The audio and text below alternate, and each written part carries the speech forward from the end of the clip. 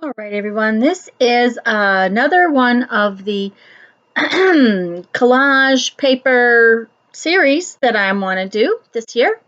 And while coffee dyeing is something I've done many times, I've also done it with stencils. I got some new stencils, which I showed last Saturday, and I'll put a link in the at the end of the video to the stencil package that I got. But one of the first things I do is soak my paper, and you want to soak it for a couple hours, really. I use the little bits of coffee that my husband um, doesn't use. You know, he makes a pot of coffee or a portion of a pot of coffee, and I just have him save it up in a container in the refrigerator. And then when I get ready to coffee dye paper, I have a bottle of coffee. I do not make a specific what shall I say? I don't have him make me a pot of coffee just to dye paper with. I'm using the leftovers that the little tiny bits that add up. Coffee will stay in the refrigerator for quite a while without going bad.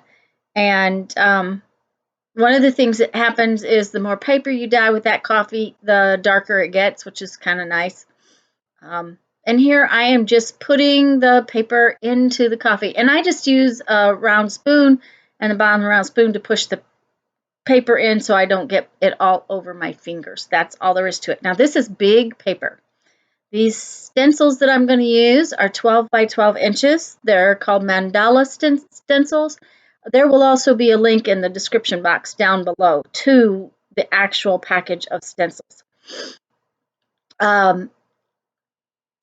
Once I get the paper soaked really good and I've had it in the cookie sheet for a good couple hours, you can leave it in there overnight. It doesn't matter.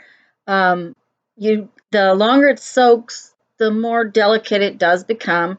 But for the most part, good copy paper is not too hard. And that's all this is. It's big, but it's just copy paper. It's just a ream of really large copy paper that I got. You do want it kind of flat. You can watch me take some of the wrinkles out every once in a while. And I have a shower curtain that I put over my dining room table. Doing this outside, it works faster if there's no wind, but wind blows the stencils away. So it just makes it easier to do it inside. Now, like I said, these are 12 by 12 mandala stickers, if I say that word correctly, or stencils, not stickers. And I will definitely put a link down in the description box below. And a link to a closer look at the stencils, too, in the videos. I just lay the stencils out on the paper. And once they're all laid out, that one just didn't want to go on straight, I guess. You squash them down. Now that is kind of an important part. The nicer that the stencil goes to the paper, the better. And I do apologize. I didn't realize I had the fan on when I was making the video, and I don't have time to make it again. It's hot here. Hot and rainy. So I can't even do this outside. So it works real well on the dining room table for me.